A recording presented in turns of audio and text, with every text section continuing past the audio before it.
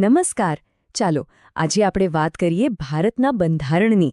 આ કોઈ સામાન્ય પુસ્તકની કહાણી નથી, પણ એક આખા દેશે સાથે મળીને પોતાનું ભવિષ્ય કેવી રીતે લખ્યું એની એક અદ્ભુત સફર છે. એટલે એકદમ સાદી ભાષામાં કહીએ તો બંધારણ શું છે? એ દેશને ચલાવવા માટેની એક રૂલ બુક છે. એક એવો મહાન ગ્રંથ જે એ નક્કી કરે છે કે સરકાર કેવી રીતે કામ કરશે, લોકોને કયા અધિકારો મળશે અને દેશ કઈ દિશામાં આગળ વધશે. પણ સવાલ એ છે કે આટલો મોટો ગ્રંથ શું રાતોરાત લખાઈ ગયો? ના, એવું બિલકુલ નથી. એની પાછળ એક લાંબો ઇતિહાસ છે, સંઘર્ષ છે અને હજારો લોકોની મહેનત છે. તો ચાલો એ સફરને શરૂઆતથી સમજીએ, એ સમયથી જ્યારે ભારત પર અંગ્રેજોનું રાજ હતું. આપણી કહાણીનો પહેલો ભાગ શરૂ થાય છે અંગ્રેજી શાસનથી. કદાચ નવાઈ લાગશે, પણ આપણા બંધારણના પાયા અજાણતા જ બ્રિટિશ શાસન દરમિયાન નંખાયા હતા. જરા આ સમયરેખા પર નજર નાખો. આ દરેક કાયદો એક એક પગથિયું હતો. 1773માં રેગ્યુલેટિંગ એક્ટથી બ્રિટિશ સરકારે ઈસ્ટ ઇન્ડિયા કંપની પર લગામ કસવાની શરૂઆત કરી. પછી 1833માં સત્તાનું કેન્દ્રીકરણ થયું. 1858માં તો કંપનીનું રાજ જ ખતમ થઈ ગયું અને ભારત સીધું બ્રિટનના તાજ હેઠળ આવ્યું. અને સૌથી મહત્વનો 1935નો અધિનિયમ, એ તો જાણે આપણા આજના બંધારણની બ્લૂપ્રિન્ટ જ હતી. હવે જુઓ, આ ખાલી પદના નામ નહોતા બદલાઈ રહ્યા. આ તો ભારતમાં સત્તાનું કેન્દ્ર કોણ રહેશે એનો સંકેત હતો. બંગાળના ગવર્નરથી શરૂ કરીને ભારતના ગવર્નર જનરલ અને છેવટે વાઇસરોય સુધીની સફર એ બતાવે છે કે કેવી રીતે અંગ્રેજોની પકડ આખા ભારત પર મજબૂત થતી ગઈ. વાઇસરોય તો સીધા બ્રિટનના રાજા કે રાણીના પ્રતિનિધિ હતા. અને હવે આવે છે સૌથી મહત્વનો મુદ્દો. 1935નો જે ભારત શાસન અધિનિયમ હતો એ એટલો વિગતવાર હતો કે આપણા આજના બંધારણનો લગભગ 75% હિસ્સો, એનું માળખું એમાંથી જ લેવામાં આવ્યું છે. એટલે એક રીતે કહી શકાય કે અંગ્રેજોએ અજાણતા જ આપણા બંધારણનો પાયો તૈયાર કરી દીધો હતો. તો આ હતી અંગ્રેજોની વાત. પણ હવે કહાણીમાં એક મોટો વળાંક આવે છે. હવે સમય હતો ભારતનું ભવિષ્ય ભારતીયોના હાથમાં લેવાનો. સમય હતો બંધારણ સભાના ઘડતરનો. પણ આ વિચારનો બીજ રોપાયું ક્યાંથી? એનો શ્રેય જાય છે M.N. રોયને. છેક 1934માં એમણે કહ્યું હતું કે ભારતનું બંધારણ બનાવવા માટે ભારતીયોની પોતાની એક સભા હોવી જોઈએ. આ એક સ્વપ્ન હતું જે 1946માં કેબિનેટ મિશન પ્લાન હેઠળ સાકાર થયું. અને પછી તો ઘટનાઓ બહુ જ ઝડપથી બની. જરા તારીખો જુઓ. 9 ડિસેમ્બર 1946ના રોજ પહેલી બેઠક મળી. બરાબર 2 દિવસ પછી 11 ડિસેમ્બરે ડૉક્ટર રાજેન્દ્ર પ્રસાદને કાયમી અધ્યક્ષ બનાવવામાં આવ્યા.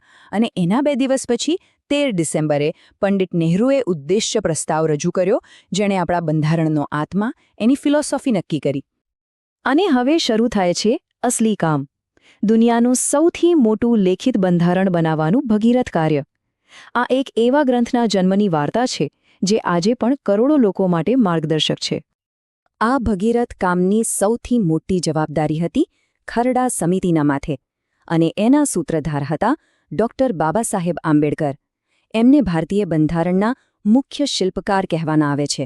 અને એમની સાથે K.M. મુનશી જેવા બીજા દિગ્ગજો પણ હતા, જેમણે આ મુસદ્દાને આખરી ઓપ આપ્યો. આપણા ઘડવૈયાઓ કોઈ એક જ વિચારધારામાં બંધાયેલા નહોતા. એમણે તો દુનિયાભરમાંથી શ્રેષ્ઠ વિચારો લીધા. લગભગ 60 દેશોના બંધારણનો ઊંડો અભ્યાસ કરવામાં આવ્યો અને એમાંથી જે બાબતો ભારત માટે સારી હતી એને આપણા બંધારણમાં સામેલ કરવામાં આવી.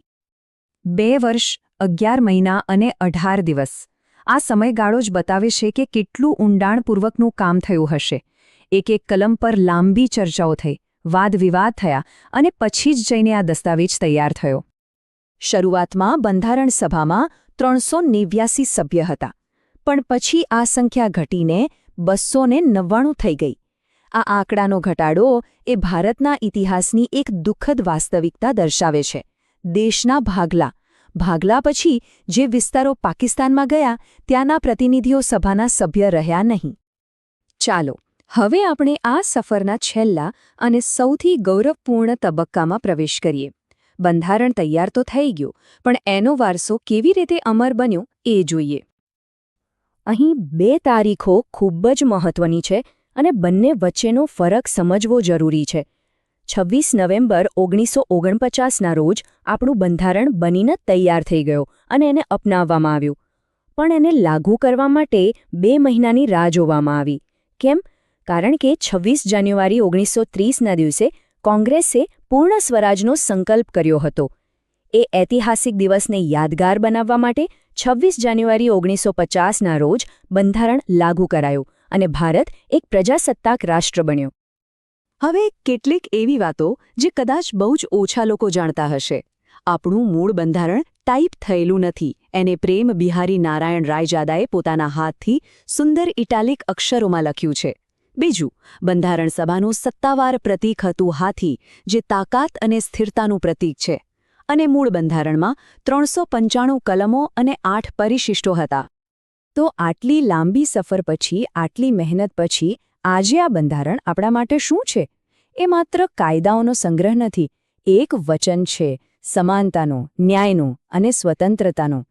આ એ વારસો છે જે આપણને જણાવે છે કે આપણે ક્યાંથી આવ્યા છીએ અને આપણે ક્યાં જવાનું છે. આખરે સવાલ એ જ છે કે આપણે આ વારસાને કેટલો જીવંત રાખીએ છીએ.